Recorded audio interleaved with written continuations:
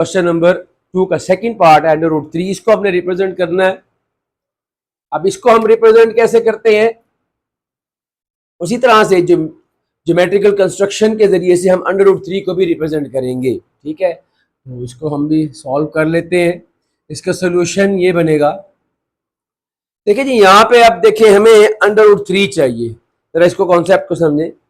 √3 कैसे आ सकता है हमारे पास, जब हमें वैल्यूज यहां पर जो, क्योंकि हमने यूज करना है पाइथागोरस थ्योरम। पाइथागोरस थ्योरम जो है उसके मुताबिक, पाइथागोरस थ्योरम, तो right angle triangle Pythagoras theorem कहता है कि हाइपोटेन्यूज का स्क्वायर इज इक्वल टू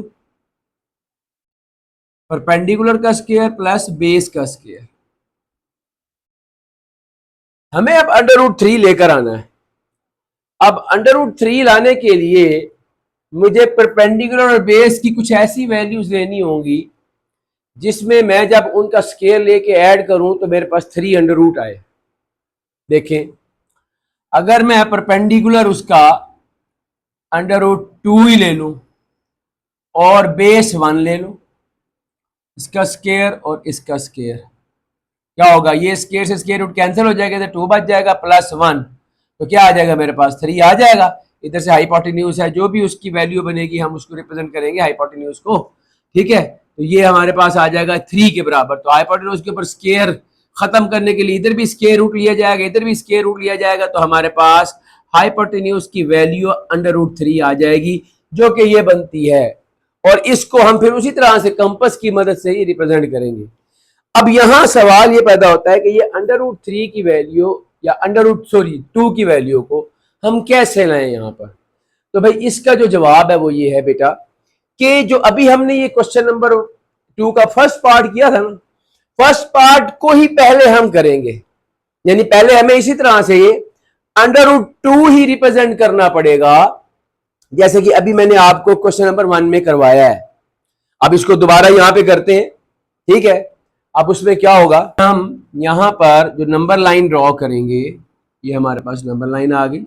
ठीक है, इसमें ये हमारे पास ओरिजिन पॉइंट 0 या O कह लें इसे, ये 1 है, फिर यहाँ पे 2 हो जाएगा, इसी तरह से यहाँ पे हमारे पास ये 3 हो जाएगा। इसी तरह से इधर पीछे की तरफ आएंगे तो ये हमारे पास आ जाएगा -1, फिर -2 हो जाएगा। ठीक है, एंड सो ऑन, इसी तरह से -3 सो ऑन। ठीक है जी, अब हमें पहले जो है वो √2, अब √2 की वैल्यू एग्जैक्ट यहाँ पर ऐसे नहीं आती, तो हम क्या करेंगे, हम उसी तरह से जो अभी हमने √2 यहाँ पे रिप्रेजेंट किया था, हम उसी को लेते हुए कि O से लेकर इसको हम कहें कि ये A पॉइंट है। ठीक है, और A पर हम एक ड्रॉ कर लेते हैं AB जो है वो कितना लेते हैं, 1 यूनिट, जितना कि मेरे पास 0 से लेकर 1 तक की जो मेजरमेंट है, इतनी मेजरमेंट मैंने A से B तक ले ली, ये ले लिया। B को मिला दिया मैंने यहां से O के साथ, तो ये एक राइट एंगल ट्रायंगल बन गई। उसी तरह से अब यहां पर देखिए, इसकी मेजरमेंट भी 1 है, ये मेजरमेंट भी 1 है, तो ये हमारे पास आ जाएगा पाइथागोरस थ्योरम यूज करते हुए, यहां पर हमारे पास √2 ये इसकी वैल्यू बन जाएगी।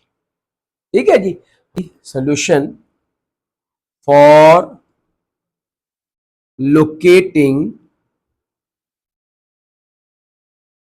√3 on number line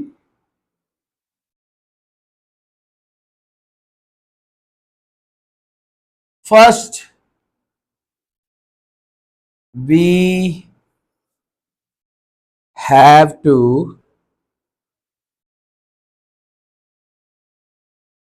locate √2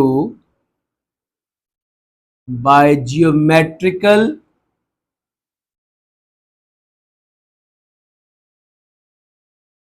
construction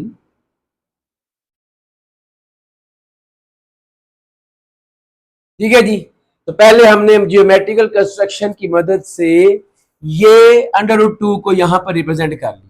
ठीक है जी, ये हमारा √2 आ गया यहां पे। अब देखिए, अब हमने आगे इसी पर रिप्रेजेंट करना है √3, वो अब कैसे करेंगे, उसके लिए देखें ये तो हमें ओ से लेकर बी तक जो है, अब ये हमारे पास कितना है जी, ये √2 को रिप्रेजेंट कर रहा है, ठीक है जी। और हमें √3 बनाना है ना, तो क्या करेंगे, एक तो हम इसको बेस एज इट इज रहने देंगे, अब इसके ऊपर एक परपेंडिकुलर ड्रॉ करेंगे। अब यहां पे जो परपेंडिकुलर ड्रॉ होगा वो इसके साथ 90 डिग्री का एंगल शो करना है। तो उसका एक तरीका तो ये है कि आप प्रोटेक्टर रख लें, प्रोटेक्टर की मदद से यहां पर 90 डिग्री का एंगल आप ऐसे ड्रॉ करेंगे यहां पे। और आपने ये कितना लेना है, यहां से बी से लेकर आपने इसको आप नाम दे दे डी का, ये 1 यूनिट ही लेना है। कितना लेना है, 1 यूनिट। जितना ए से लेकर बी तक के डिस्टेंस था, इतना ही बी से लेकर डी तक हमने लेना है, ठीक है जी।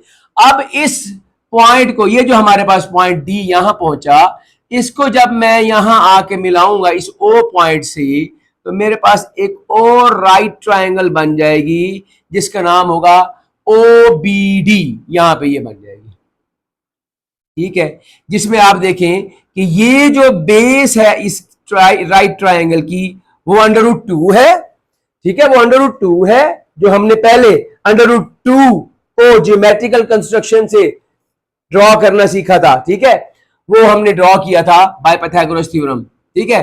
और अब आपके पास ये जो राइट ट्रायंगल है ओ बी डी, इसमें आपके पास यहां पे 90 डिग्री का एंगल है, और ये आपकी बेस बन गई ओ बी, और ये परपेंडिकुलर बन जाएगा बी डी, ठीक है जी। अब इसी तरह से आप ये देखें, पाइथागोरस थ्योरम से ये यूज करते हुए आप ओ डी निकाले तो कितना आंसर आता है। अब हम आते हैं इन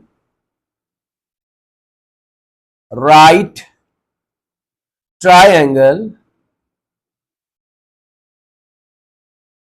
ओ B D by Pythagoras theorem, Pythagoras theorem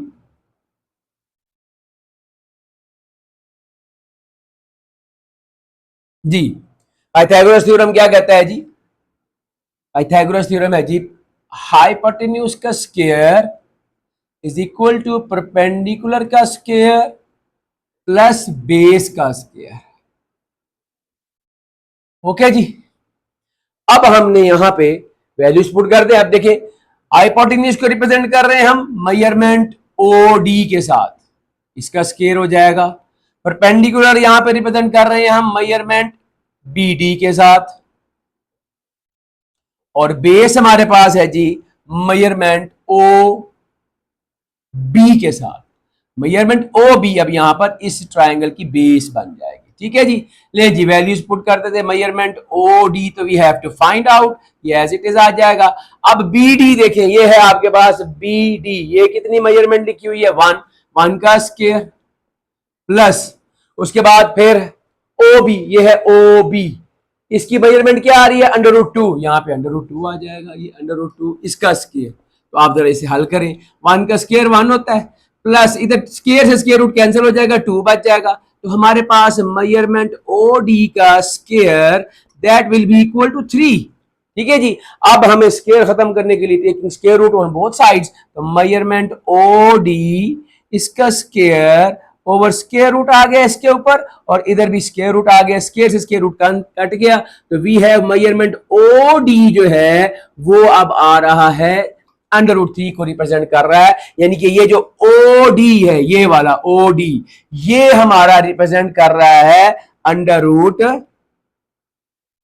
को, ये √3 को रिप्रेजेंट कर रहा है। तो बाकी काम वही कंपास का उसी तरह से हमने करना है। कंपास लेंगे, कंपास को हमने पॉइंट ओ पे रखना है, पॉइंट ओ पे रखकर और डी पॉइंट तक हमने अपनी कंपास को खोल लेना है, ठीक है जी। हम इसको कंपास को खोल लेंगे डी पॉइंट तक, और उसी तरह से हम ये ड्रॉ करेंगे इसको, ठीक है, नीचे तक, ये यहां पे आके ये जहां पे इसको कट करेगा, ये हमारे पास बन जाएगा, ठीक है जी। ये दे रहा, हाँ जी, ये आ जाएगा।